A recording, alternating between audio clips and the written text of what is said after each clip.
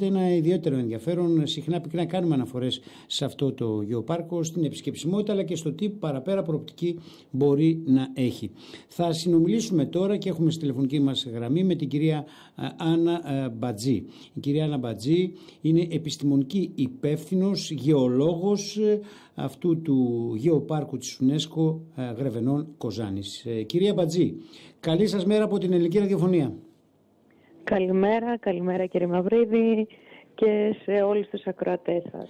Νομίζω ένα μόνο στοιχείο είναι οι 800 μαθητές που επισκέφτηκαν σε ένα πεντάμινο το γεωπάρκο Γρεβενών Κοζάνης. Η προοπτική του νομίζω μπορεί να φέρει πολύ μεγάλα και πολλαπλασιαστικά αποτελέσματα. Δεν ξέρω όμως σε ποιο επίπεδο κινούνται κάποιες διαδικασίες έτσι ώστε πραγματικά να τη δούμε αυτή την προοπτική πολύ πιο αποτελεσματικά το επόμενο χρονικό διάστημα, να εκδηλώνεται και να προσδίδει αξία και ιδιαίτερο όφελος για την περιοχή μας. Πολύ σωστά, όπως αναφέρετε, με αφορμή την καταγραφή μας ουσιαστικά, γιατί πολλές φορές, ξέρετε, το πιο δύσκολο κομμάτι είναι το μετρητικό κομμάτι, δηλαδή να έχουμε αριθμούς, να έχουμε τους επισκέπτες με αριθμούς για να ξέρουμε το τι γίνεται στην περιοχή μας. Γι' αυτό λοιπόν ξεκινάμε λίγο πιο εντατικά, πιο συντονισμένα, να έχουμε και αυτό το μετρητικό στοιχείο. Αυτό λέγεται παρατηρητήριο, δηλαδή αν έχετε κάποιο παρατηρητήριο να μπορεί να έχετε συγκεκριμένα στοιχεία για να μπορείτε να τα αναλύετε κιόλας, έτσι. Έτσι και να τα επικοινωνούμε. Ακριβώς. Γι' αυτό λοιπόν ξεκινάμε ορισμένες κινήσεις λίγο πιο συντονισμένα και από τη δική μας πλευρά, όπως πολύ καλά αναφέρεται και θέτεται και ως προβληματισμό. Και πάμε λοιπόν να παρουσιάσουμε για το πρώτο πεντάμινο 2025, όπου υπήρχε αυτή η επισκεψιμότητα, χωρίς αυτή την οργάνωση που τώρα έχει ξεκινήσει και έχουν γίνει συναντήσεις με τις διευθύνσεις πρωτοβάθμιας, δευτεροβάθμιας εκπαίδευσης, με την αντιπεριφέρεια, αντιπεριφερειάρχη παιδείας, την κυρία Πουταχίδου, έτσι ώστε την επόμενη σχολική χρονιά να γίνουν κινήσεις και πιο συντονισμένες και να αυξηθεί αυτός ο αριθμός των επισκεπτών από μαθητές. Μάλιστα, από μαθητές, θα έλεγα και από την εκπαιδευτική κοινότητα στο σύνολό της θα μπορούσε να είναι, διότι και πανεπιστήμια μπορούν να έρθουν, έτσι είναι, και φοιτητές μπορούν να έρθουν και φοιτήτριες και φυσικά και μαθητές όλων των επιπέδων εκπαίδευσης.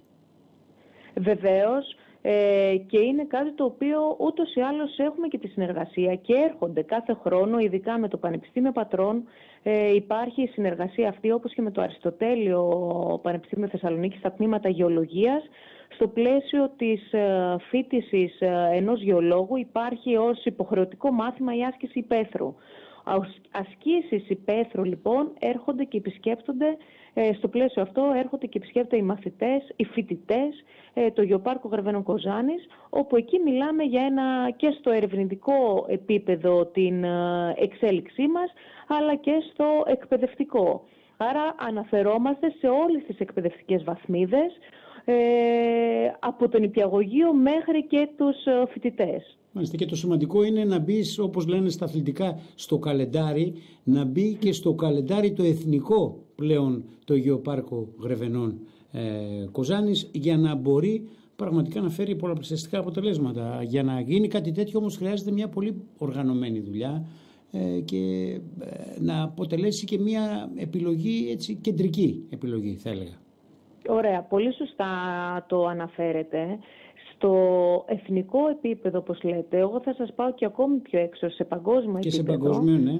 Εκεί συμβάλλει η ένταξή μας στο παγκόσμιο δίκτυο της UNESCO. Οι δικτυώσεις που υπάρχουν τόσο σε εθνικό επίπεδο, που μέχρι και σήμερα είμαστε 9 ελληνικά γεωπάρκα, όπου μέσα από τις συναντήσεις μας, μέσα από τις επαφές μας, μέσα από αυτές τις δικτυώσεις υπάρχει η επικοινωνία και η ανταλλαγή ιδεών και προτάσεων. Άρα ένα κομμάτι είναι η δικτύωση μέσα από τα γεωπάρκα, αλλά ακόμη και στην Ελληνική Εθνική Επιτροπή της UNESCO, που γίνονται και εκεί συναντήσεις, γίνεται η διάδοση και η ενημέρωση και η πληροφορία και η επικοινωνία, έτσι ώστε να βγαίνουμε και εκτός ορίων Δήμων και Περιφέρειας Δυτικής Μακεδονίας και η πρόσκληση, το στίγμα μας να δίνεται σε εθνικό επίπεδο και κατ' επέκταση και σε παγκόσμιο. Ξέρετε, κυρία Μπατζή, εάν κάποιος σας ρωτήσει, ακούει αυτή τη συζήτηση και δεν έχει ακούσει κάτι άλλο μέχρι τώρα, δεν είχε κάποια πληροφόρηση, συνοπτικά να του πείτε γιατί να έρθει κάποιος επισκέπτης στο Γεωπάρκο Γρεβενών Κοζάνης, τι θα του λέγατε? Τι είναι αυτό το ιδιαίτερο που θα δει? Το ιδιαίτερο είναι πλέον ότι είμαστε κι εμείς οργανωμένοι στο να επικοινωνήσουμε τα στοιχεία που υπάρχουν στην περιοχή και επιγραμματικά από τα πιο σημαντικά στοιχεία που μπορούμε να αναφέρουμε για την περιοχή μας. Αρχικά θα αναφερθώ στα γεωλογικά, γιατί αυτό είναι το σημαντικότερο σε ένα γεωπάρκο, το οποίο όμως δεν είναι αρκετό. Άρα εμείς έναν επισκέπτη, και ειδικά όταν απευθυνόμαστε σε μαθητή ή φοιτητή, ενημερώνουμε και λέμε ότι μπορείς να έρθεις στην περιοχή μας για να σου δείξουμε πού βρίσκονται τα παλαιότερα πετρώματα στην Ελλάδα, να έρθεις και να μάθεις για τα απολιθώματα και για τα ζώα τα οποία ζούσαν στο πιο πρόσφατο γεωλογικό παρελθόν και να αγγίξεις ή να παρατηρήσεις τους μεγαλύτερους χαυλιόδοντες που υπάρχουν στον κόσμο, να μάθεις για τις κινήσεις των τεκτονικών πλακών και άλλα χαρακτηριστικά γεωλογικά, αλλά το πιο σημαντικό είναι πώς αυτά σήμερα συνδυάζονται με τις δραστηριότητες των ανθρώπων και τι μπορούμε να μάθουμε από αυτά. Δηλαδή τα εκπαιδευτικά μας προγράμματα που είναι χτισμένα, που είναι σχεδιασμένα πάνω σε αυτά τα χαρακτηριστικά. Μάλιστα. Άρα υπάρχει και ένα κοινό, ευρύτερο κοινό, στο οποίο απευθύνεστε, και άρα και στοχευμένο κοινό μπορεί να έχετε, αλλά και ένα πιο ευρύτερο κοινό που θα έρθει να επισκεφτεί την περιοχή και το Γεωπάρκο. Φυσικά. Μάλιστα. Τώρα, κατά νου, το επόμενο χρονικό διάστημα, τι έχετε προγραμματίσει εκεί ως επιστημονική υπεύθυνος? Το επόμενο χρονικό διάστημα, τώρα ξέρετε έρχεται και το καλοκαίρι, αισθανόμαστε και εμάς ειδικά μετά το κλείσιμο για την καλοκαιρινή μας παύση με τα σχολεία, αισθανόμαστε και εμείς ότι έρχεται λίγη χαλάρωση. Εννοείται, με τη νέα σεζόν από το Σεπτέμβριο και μετά. Απλά όχι, θα έλεγα ότι ακόμη και το καλοκαίρι έχουμε τη συμμετοχή μας σε άλλες δράσεις, σε συνεργασία με την περιφέρεια, συμμετοχή σε συναντήσεις με άλλα γεωπάρκα, στις γιορτές τις πολιτιστικές που υπάρχουν σε όλη την έκταση του γεωπάρκου συμμετέχουμε, ενημερώνουμε, επικοινωνούμε, οργανώνουμε εκπαιδευτικές δράσεις και εργαστήρια. Άρα και κατά τη διάρκεια του καλοκαιριού είμαστε εδώ, δίνουμε το παρόν. Και μετά από Σεπτέμβριο ερχόμαστε ξανά να οργανώσουμε και να οργανωθούμε και στα εκπαιδευτικά μας προγράμματα, ξανά εκ νέου για να σχεδιάσουμε για όλη τη χρονιά, όπως είπαμε, πιο συντονισμένα και πιο οργανωμένα, συν να ακολουθήσουμε τις υποχρεώσεις που έχουμε σαν γεωπάρκο, να συμμετέχουμε στα διεθνή συνέδρια και στις συναντήσεις μας. Στήριξη έχετε για όλα αυτά? Ήδη κάνατε μια αναφορά για την περιφέρεια, γενικότερη στήριξη? Κοιτάξτε, η στήριξη ξέρετε πολύ καλά ότι κερδίζεται και έρχεται σιγά σιγά.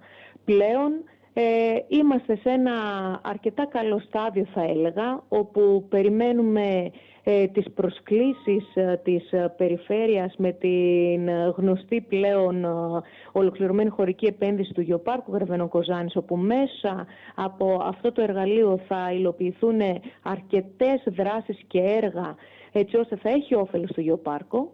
Επίσης, η Αναπτυξιακή Δυτικής Μακεδονίας, η οποία είναι και ο συντονιστής φορέας του Γεωπάρκου Γρεβενών Κοζάνης, αποτελεί ένα πολύ σημαντικό ρόλο. Και είχαμε μιλήσει με τον κύριο Τάσο Σιδηρόπουλο σε μία από τις προηγούμενες εκπομπές μας. Πολύ σωστά.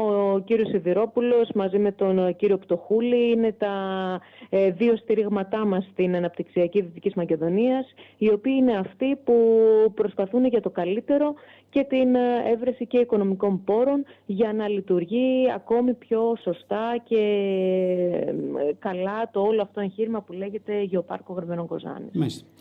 Κυρία Μπατζή, εμείς να σας ευχαριστήσουμε, να συνεχίσετε αυτή τη δουλειά που κάνετε και βεβαίως με όλα τα αποτελέσματα και την προοπτική που έχει αυτό το Γεωπάρκο Γρεβενών Κοζάνης, που έχει ενταχθεί και στην UNESCO και πλέον νομίζω ότι μπορεί να κάνει και τα επόμενα βήματά του. Να σας ευχαριστήσουμε ιδιαίτερα. Καλή συνέχεια στη δουλειά σας. Την καλημέρα μας. Ευχαριστούμε πολύ και πριν κλείσουμε και σας χαιρετήσω, θα πω ότι όλα αυτά δεν γίνονται από μονάδες παρά μόνο σε συνεργασίες. Άρα στήριξη και από τους Δήμους και τη συνεργασία με τους Δήμους και με άλλους φορείς όπως ορειβατικοί σύλλογοι, πολιτιστικοί σύλλογοι, έτσι ώστε όλοι μαζί να ενώσουμε δυνάμεις και να αναδείξουμε την περιοχή μας. Την καλημέρα μας. Σας ευχαριστούμε ιδιαίτερα. Καλημέρα. Ευχαριστώ πολύ. Γεια σας. Και κάπου εδώ, φίλες και φίλοι, με την κυρία Άννα Μπατζή, την γεωλόγο και επιστημονική υπεύθυνη του Γεωπάρκου Γρεβενών Κοζάνης της UNESCO, φτάσαμε στο τέλος της σημερινής μας εκπομπής. Ήταν η εκπομπή της Παρασκευής, σήμερα 13 του μήνα, 13 Ιουνίου του 2025, από τον Αντώνη Μαυρίδη που ήταν στην παραγωγή, παρουσίαση και στο μικρόφωνο της εκπομπής.